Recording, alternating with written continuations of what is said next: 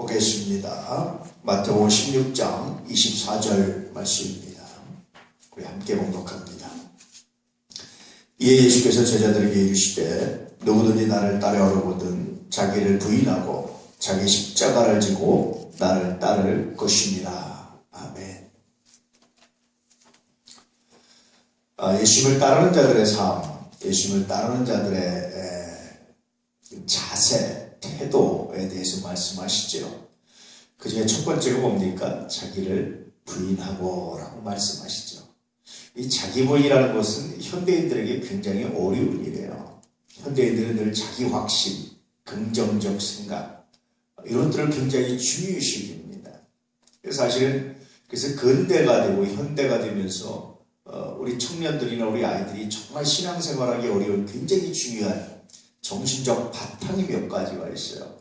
첫 번째는요, 비판적 고찰입니다. 현대학문의 기초는 비판적 고찰이에요. 무엇을 비판하고 거기에 새로운 대안을 만들어내고 이런 정신을 뼛속 깊이 배우게 됩니다. 그래서 제일 어려워하는 것이 그래서 순종이에요. 두 번째는 자기 확신입니다. 그러기 위해서 끊임없이 자기 확신을 심어줍니다. 심지어는 너는 할 수 있다 하면서 심어주는데 끊임없이 자기 확신을 심어줘요. 긍정적 생각도 마찬가지입니다. 긍정적으로 생각하면 된다라는 것도 자기 확신입니다. 물론 늘 말씀드렸지만 믿으면 긍정적이 돼요. 많은 경우에. 근데 긍정적 생각이 이퀄 믿음은 아니란 말이에요. 긍정적 생각이 어떤 것을 변화시키는 건 아니에요. 근데 인간은 끊임없이 그렇게 자기 쇠뇌를 배웁니다. 그게 인간이에요. 성경은 믿음으로 된다고 그랬지 긍정적 생각으로 되는 건 아니에요. 물론 생각에 긍정적으로 많은 부분에 변화가 일어날 수 있습니다. 그러나 그렇다고 해서 우리가 구원받는다든지 그렇다고 해서 인간이 달라지는 건 아니에요. 이런 것 가지고 또 최근 나오는 것이 뭐냐면 인간의 자기 능력을 완전히 개발하자고 이런 얘기들입니다. 그래서 끊임없이 자기 주체, 자기 생각을 강조하고 그것이 선하다고 말하는 시대에 우리가 살고 있어요.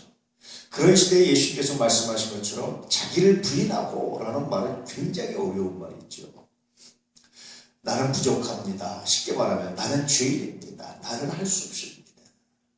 나는 의롭지 못합니다. 나는 불의합니다. 이런 고백을 가지고 올 때 주님을 따를 수 있다. 오직 주님만, 당신만이 할 수 있습니다. 성령이 함께해 주시오. 주님이 도와주십시오. 라는 이런 고백을 가지고 주님께 오는 사람, 이런 사람이 주님을 따르는 가장 기본적인 자세, 가장 기본적인 태도다라고 말씀하십니다. 시험에 들게 하지 마시옵고 라는 것에 그래서 첫 번째가 뭐냐면 두 번째가 뭐냐면 자기의입니다. 인간은 끊임없이 자기를 가지고 있어요. 내가 이만큼 하면 됐지. 이 정도면 잘 된 거지. 이 정도면 괜찮지.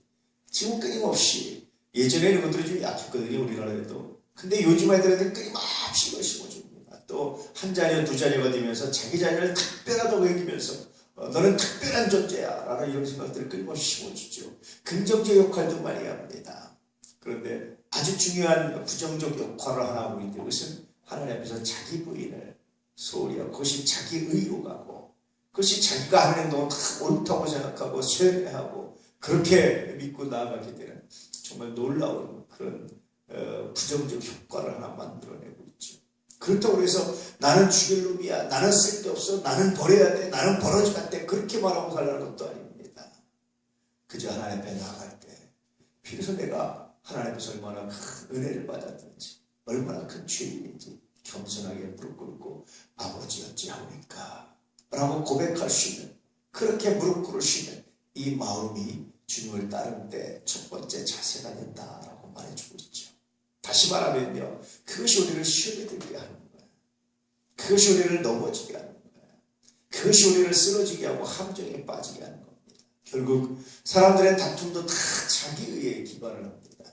나도 실수하고 나도 실감이다라고 말하면 아마 다툼이 굉장히 많이 줄어들 거예요. 모든 것들이 다 이런 자기의에 기반한 것들이 그런 기초한 것들이 우리에게 다툼을 일으키기도 하고 넘어지기도 하고 쓰러지기도 하고 그렇게 됐죠. 더 나아가서요. 예컨대 교회 공동체의 어떤 의견이나 이런 것들을 존중하지 않게 되는 자기에게 빠졌을 거예요.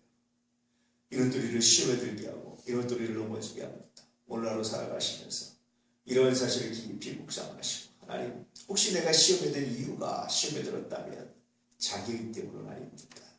혹시 하나님 내가 실족했다면 자기 때문이 아닙니까? 혹시 하나님 내가 누군가에게 실망했다면 그것은 그 사람의 잘못이나 사건의 어떤 공평함보다는 내가 간직한 자기 때문은 아닐지. 그래서 요즘 아들러라는 사람이 쓴 책이 굉장히 세상 인기잖아요. 미움받을 용기.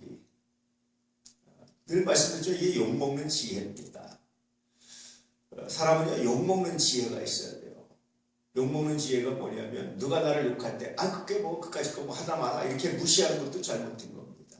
또 거기에 너무 휘둘려서 마음 아파하는 것도 잘못된 거예요. 사실 거기서 욕할 수 있습니다. 당연히 그 욕하는 원인을 발견하고 내가 반성할 쪽을 반성하고 그러면서도 그가 나를 이해해 줄 때까지 기다릴 수 있는 내가 정말 옳다고 생각한다면 아니면 반성하고 고칠 수 있는 마음, 저는 이것이 지혜라고 생각해요.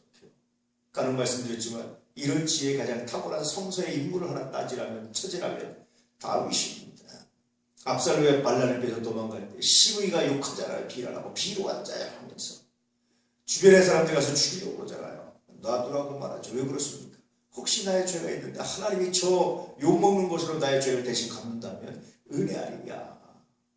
전 너무 이 말이 이 장면이 너무 감동스러워요. 아주 탁월합니다. 사람이 욕안 먹고 살 수 없어요. 다 누군가 나를 칭찬하며 살 수는 없습니다. 특히 앞에 선 사람, 리더, 대통령 물론 마찬가지지만 목사도 마찬가지예요. 모든 사람이 다 신앙으로 아멘하고 따라주면 좋겠지만 그러긴 어렵습니다. 예수님도 안 그랬습니다. 그렇다고 해서 상대가 욕하는 것을 니까짓 하나만 하자, 하나만 하든지 말든지 라고 무시하는 것도 잘못됐어요. 그래서 내가 반성할 건 뭔지, 혹시 내가 부족한 갖고 있는 죄를 나의 약함을 하나님이 그것으로 이 욕먹는 것을 대신 징계하시고 용서하신다면 은혜 아닐까? 나의 죄를 깨닫게 되면 은혜 아닐까? 그리고 다시 하나님께 무릎 꿇고 회개할 때 하나님의 용서가, 완전한 용서가 내게 일어난다는 사실을 얼마나 귀합니까? 모든 사람에게 칭찬받으려고 하는 그런 잘못된 욕망이라는 걸 자기이죠. 그래서 시험이 됩니다.